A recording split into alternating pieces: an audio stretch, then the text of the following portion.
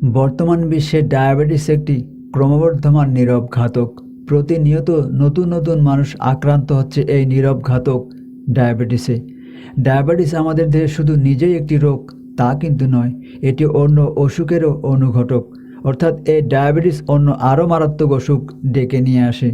যখনই আমরা জানতে পারি আমাদের দেহে ডায়াবেটিস অ্যাটাক করেছে, আমরা সাথে সাথেই চিনি খাওয়া কমিয়ে দেই কিংবা চিনিকে এড়িয়ে চলি। কিন্তু আমরা চিনি খাওয়া কমিয়ে দিলে কি হবে? আমরা এমন কিছু খাবার খাই যেগুলো চিনির থেকেও মারাত্মক।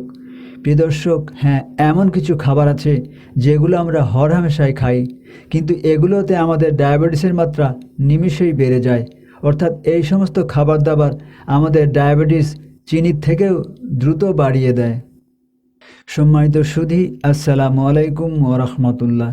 আজকের ভিডিওতে আমি এমন কিছু খাবার দাবার নিয়ে আলাপ করব যে সমস্ত খাবার ডায়াবেটিস পেশেন্টের জন্য চিনির থেকেও মারাত্মক ক্ষতিকর। অর্থাৎ এই সমস্ত খাবার চিনির থেকেও দ্রুত আমাদের ডায়াবেটিস বাড়িয়ে দেয়। সম্মানিত ভাই ও বোনেরা, এই সমস্ত খাবার সম্পর্কে যদি আপনারা জানতে চান তাহলে শেষ পর্যন্ত আমাদের সাথেই থাকুন। আশা করি আপনার নিজের ডায়াবেটিস না থাকলেও একজন ডায়াবেটিস পেশেন্টকে আজকের ভিডিও থেকে জেনে তাদের সতর্ক বা সাহায্য করতে পারবেন। আজকে আমি আপনাদের 7টি খাবার সম্পর্কে জানাতে চলেছি যে খাবারগুলো ডায়াবেটিসের মাত্রা চিনির থেকেও দ্রুত বাড়িয়ে দিতে পারে, যেগুলো খেলে ডায়াবেটিস হু হু করে বেড়ে যায়। তো চলুন শুরু করা যাক।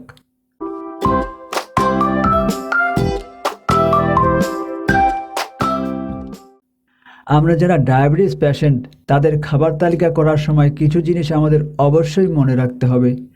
ডায়াবেটিস পেশেন্টের খাবার তালিকা করার সময় গ্লাইসেমিক ইনডেক্স, কার্বোহাইড্রেট এবং ফাইবার, এই 3টা জিনিস অবশ্যই ফলো করে খাবার নির্বাচন করতে হবে।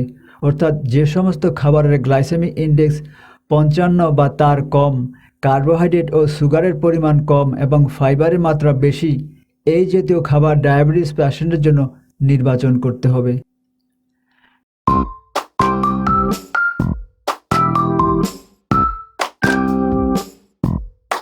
খাবারের কথা বলতে গেলে সবার আগে বলতে হয় মুড়ির কথা।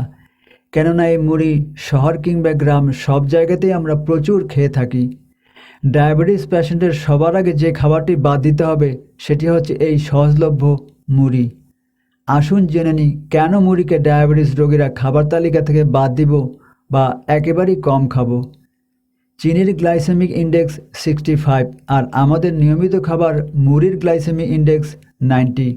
অর্থাৎ যে খাবারটির গ্লাইসেমিক ইনডেক্স যত বেশি, সেই খাবারটি আমাদের শরীরে ব্লাড সুগার ততই তাড়াতাড়ি বাড়াতে পারে।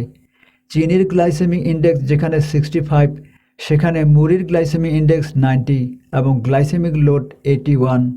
অতএব বুঝতেই পারছেন চিনির থেকে মুড়ি কত বেশি দ্রুত ব্লাড সুগার বাড়াতে পারে। একজন ডায়াবেটিস পেশেন্ট সারাদিন যে খাবার খেয়ে থাকে তার সারাদিনের সমস্ত খাবারের গ্লাইসেমিক লোড হলো 100।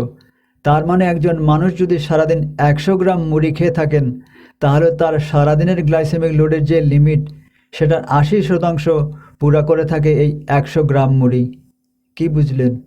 বুঝতেই পারছেন মুড়ি ডায়াবেটিস পেশেন্টের জন্য কতখানি ক্ষতিকর। তাই বলে একজন স্বাভাবিক সুস্থ মানুষের জন্য মুড়ি খেতে কোনো বারণ নেই। স্বাভাবিক সুস্থ মানুষ নির্দ্বিধায় খেতে পারেন এই মুড়ি, কিন্তু যাদের ডায়াবেটিস আছে তারা মুড়ি যত কম খেতে পারেন ততই আপনার জন্য মঙ্গল।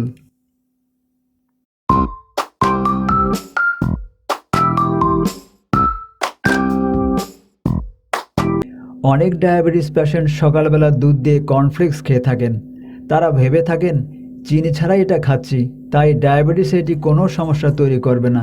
কিন্তু আপনি হয়তো জানেন না যে কর্নফ্লেক্স আপনি চিনি ছাড়া দুধ দিয়ে খাচ্ছেন সেই কর্নফ্লেক্সের গ্লাইসেমিক ইনডেক্স কত। যেখানে চিনির গ্লাইসেমিক ইনডেক্স 65, সেখানে কর্নফ্লেক্সের গ্লাইসেমিক ইনডেক্স 80 থেকে 85।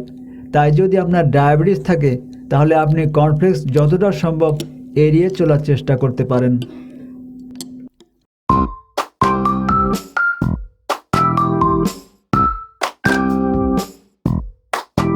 আমরা যখন জানতে পারি যে আমাদের ডায়াবেটিস আছে তখন সবার আগে আমরা যে কাজটা করি তা হচ্ছে চায়ের সাথে চিনি খাওয়া কমিয়ে দেই।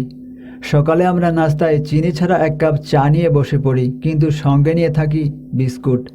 আপনি এক কাপ চায়ে চিনি ছেড়েছেন বটে, কিন্তু আপনি কি জানেন যে চায়ে আপনি বিস্কুট নিয়ে বসেছেন সেই বিস্কুট আপনার ডায়াবেটিস কতটা বাড়িয়ে দিতে পারে? এর কারণ যে বিস্কুট আপনি খাচ্ছেন তাতে হয়তো চিনি কম দেওয়া হয়েছে, কিন্তু এগুলো তৈরির যে উপাদান তাতে আছে ময়দা, চিনি এবং তেল। এছাড়াও অনেকে চিনিমুক্ত বিস্কুট খেয়ে থাকেন, কিন্তু ওই যে বললাম বিস্কুট তৈরির উপাদান হচ্ছে ময়দা, আর এই ময়দার গ্লাইসেমিক ইন্ডেক্স 70 থেকে 75, যেখানে চিনির গ্লাইসেমিক ইন্ডেক্স 65। তাই এটি চিনির থেকেও দ্রুত আপনার ডায়াবেটিস বৃদ্ধি করতে পারে। আর বিস্কুটের যে তেল সেটি বেশিরভাগ ক্ষেত্রেই হচ্ছে স্যাচুরেটেড ফ্যাট। যে স্যাচুরেটেড ফ্যাট আমাদের কোলেস্টেরলের মাত্রা বাড়িয়ে দেয়, হার্টের ক্ষতি করতে পারে, এমনকি ইনসুলিন রেসিস্ট্যান্সের মতো সমস্যাও তৈরি করতে পারে। সুতরাং আপনি ডায়াবেটিস পেশেন্ট হয়ে থাকলে আজ থেকে বিস্কুট, টোস্ট এই জাতীয় খাবারগুলো আপনার এড়িয়ে চলা শুরু করা উচিত।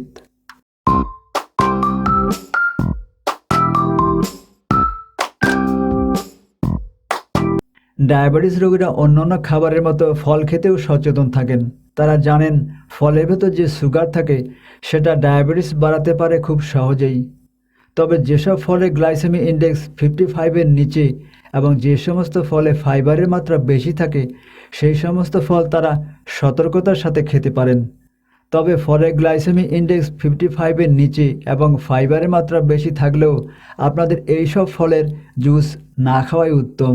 কারণ যখন আপনি ফলের জুস বানাতে যাবেন তখন এই জুস ফিল্টার হবে, ফলেতে ফাইবারের মাত্রা যাবে কমে এবং আপনার শরীরে সুগারের মাত্রা দ্রুতই বাড়িয়ে দেবে। তবে এই ফলগুলো আপনি গোটা বা ছালসহ খাওয়ার চেষ্টা করতে পারেন।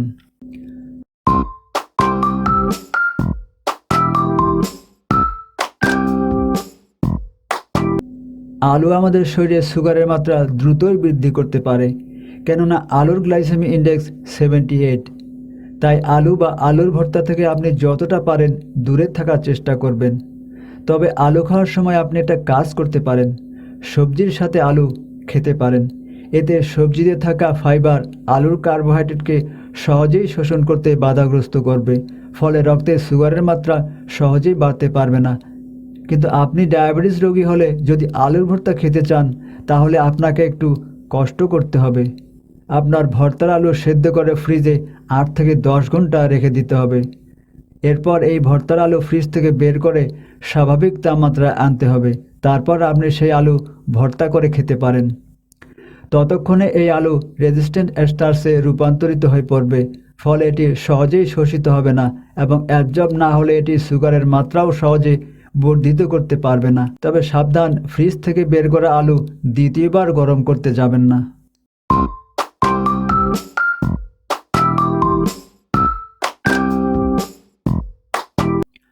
আমরা অনেকেই মনে করি তরমুজ ডায়াবেটিস পেশেন্ট বাধা ছাড়াই খেতে পারি, কেননা আমরা মনে করি এর বেশিরভাগই হচ্ছে জলীয় অংশ অর্থাৎ পানি। কিন্তু না, এই তরমুজে আমাদের ডায়াবেটিস পেশেন্টের সুগারের মাত্রা সহজেই বাড়াতে পারে। এর কারণ এই তরমুজের গ্লাইসেমিক ইন্ডেক্স 722 হলেও এতে কার্বোহাইড্রেটের মাত্রা থাকে কম। 100 গ্রাম তরমুজে কার্বোহাইড্রেট থাকে মাত্র 8 গ্রাম। এতে কার্বোহাইড্রেট কম থাকায় এর গ্লাইসেমিক লোড 5 থেকে 6। তাই আপনি ডায়াবেটিস রোগী হয়ে থাকলে সারাদিনে 100 থেকে 150 গ্রাম তরমুজ বিনা দ্বিধায় খেতে পারেন। এর বেশি খাওয়া আপনার জন্য মোটেও নিরাপদ হবে না।